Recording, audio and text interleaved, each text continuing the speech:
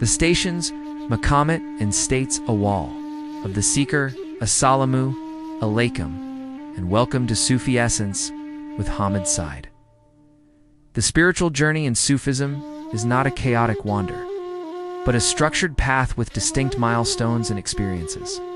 Today, we'll navigate the inner landscape of the seeker by exploring the stations and states. These concepts are fundamental to understanding the Sufi path's progression, revealing how spiritual growth unfolds through effort, divine grace, and the ever-changing tides of the heart. Join me as we map the ascent towards divine proximity, the Sufi path. A journey of inner transformation. The Sufi path, Tariqa, is a journey of inner transformation, aimed at purifying the heart and drawing closer to Allah. It's not a static belief system, but a dynamic process of spiritual development. To understand this journey, Sufi masters have traditionally categorized the seeker's progress into Maqamat stations and Ahwal states. These provide a framework for both the aspirant and the spiritual guide, Murshid, to understand where the seeker is, what they need to cultivate, and what they might experience along the way. It represents a spiritual virtue or stage that the seeker attains through their consistent effort, mujahada, discipline, and spiritual striving. Maqamat, earned through effort, maqam, plural. Maqamat refers to a station or abode. A maqam is relatively stable and permanent. Once attained, it becomes a firm foundation for the seeker's character. It's like building blocks on which the spiritual edifice is constructed.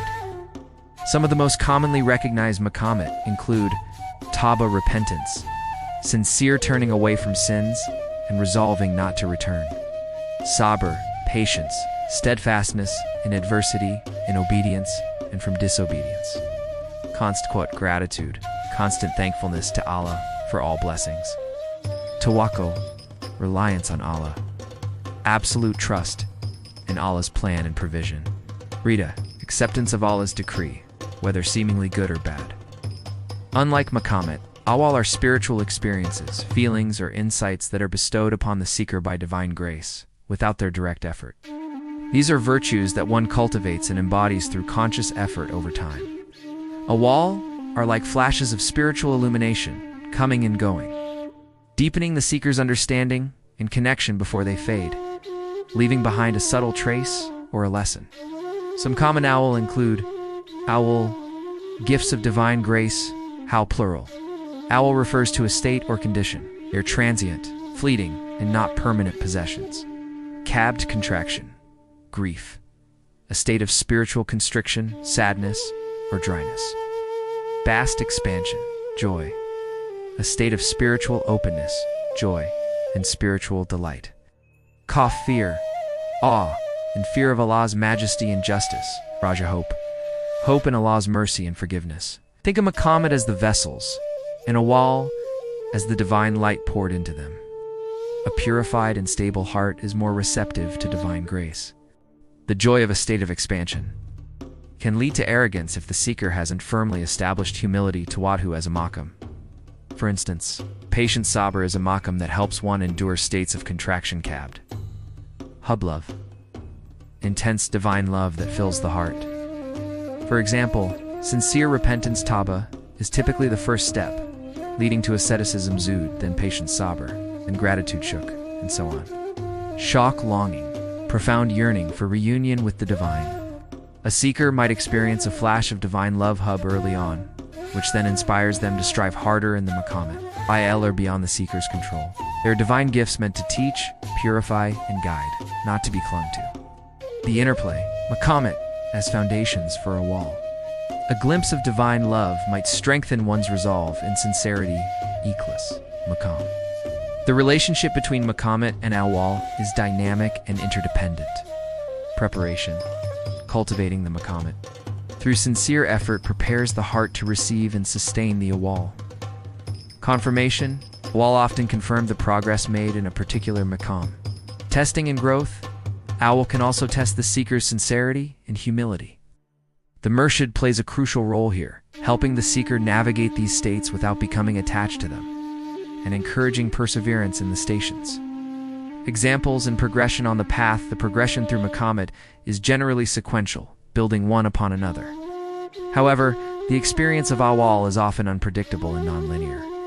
It is the very essence of Sufi essence. If this lecture resonated with your spirit, please like this video. Subscribe to Sufi Essence with Hammad Syed and share your reflections on spiritual growth in the comments below. The journey is characterized by moving from the self-nafs to the heart kalb to the spirit ra, culminating in states of deep gnosis, rifa, and divine proximity curb. Each maqam solidifies a virtue, and each howl offers a taste of divine reality, spurring the seeker onward. The importance of a Murshid in navigating Maqamat and Ahwal, the complexity and subtlety of Maqamat and Murshid highlight the indispensable role of a living spiritual guide, a Murshid. Discernment. The Murshid can help the seeker distinguish between genuine Ahwal and egoic illusions or satanic whispers. Guidance.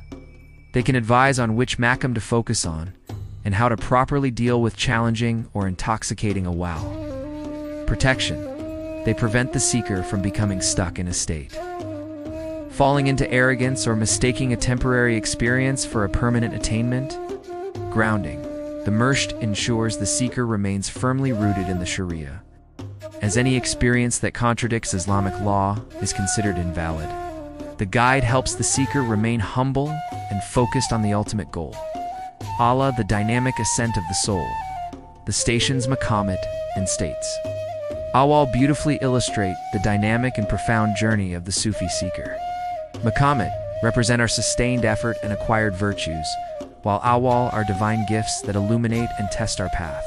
Together, they guide the soul's ascent, transforming it through consistent striving and abundant grace towards its ultimate purpose, deep connection and proximity to the divine.